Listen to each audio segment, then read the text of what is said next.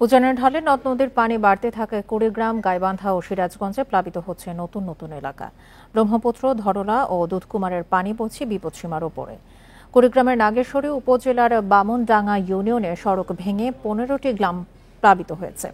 ঘাঘট নদীর পানি কমলেও গাইবান্ধার 4 উপজেলায় 2.5 লাখ মানুষ এখনো পানিবন্দী।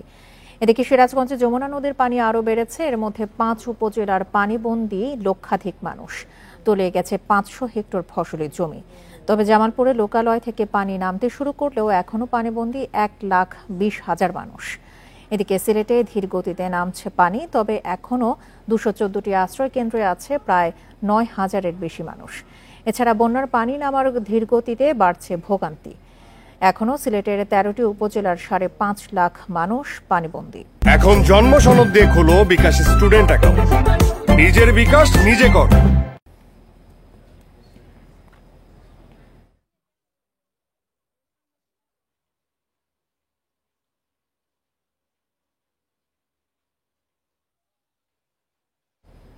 এই মুহূর্তে বন্যা পরিস্থিতি নিয়ে আরো জানাতে জামালপুর থেকে যোগ দিচ্ছেন আমাদের সহকর্মী সাইমুম সাব্বির শোভন। জামালপুরে পানি নামতে শুরু করলেও এখনো অনেক মানুষ পানিবন্দী রয়েছে। সেখানকার আবহাওয়া পরিস্থিতি নিয়ে জানাবেন এই মুহূর্তে, আর বন্যা পরিস্থিতির সবশেষ চিত্র কেমন?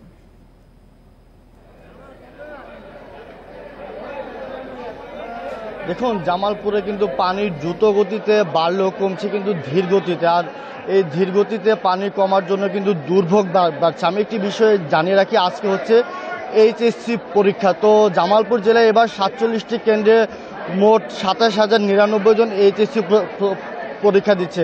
আমি এখন আছি গুঠাইল হাই স্কুল অ্যান্ড কলেজ কেন্দ্রে। এখানে 6টি কলেজের 631 জন পরীক্ষার্থী অংশ নিয়েছেন। আমি যদি আপনাকে একটু দেখাই যে পুরো মাঠ কিন্তু এখন বন্যার পানিতে তলিয়ে গেছে। তো এই মাঠ তলিয়ে যাওয়া কিন্তু যারা পরীক্ষার্থী আছে তাদের কিন্তু পরীক্ষায় অংশগ্রহণ করতে খুবই সমস্যা হচ্ছে।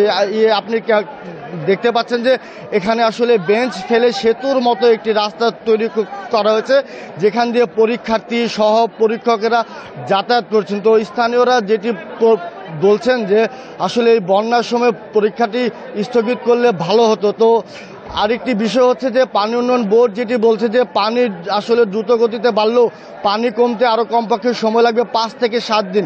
এই 7 দিনের মধ্যে কিন্তু পরীক্ষা আছে আরও 3টি। তাহলে এই 3টি পরীক্ষা দিতে কিন্তু পরীক্ষার্থীদের আরও দুর্ভোগের মধ্যে পড়তে হবে। আমি যদি একজন পরীক্ষার্থীর সাথে একটু কথা বলি যে আসলে এখানে আপনাদের আসতে কেমন দুর্ভোগ পোহাতে হয়েছে।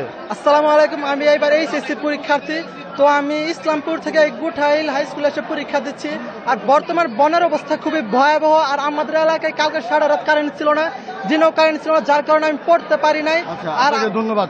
তো বিষয়টি হচ্ছে যে এই বিষয় নিয়ে জেলা প্রশাসকের সাথে আমার কথা হয়েছে।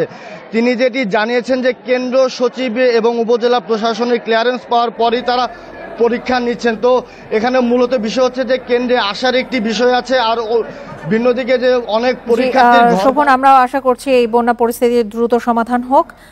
বন্যা পরিস্থিতির সবশেষ তথ্য নিয়ে জামালপুর থেকে জানাচ্ছিলেন আমাদের সহকর্মী সাইমুম সাব্বির শোভন।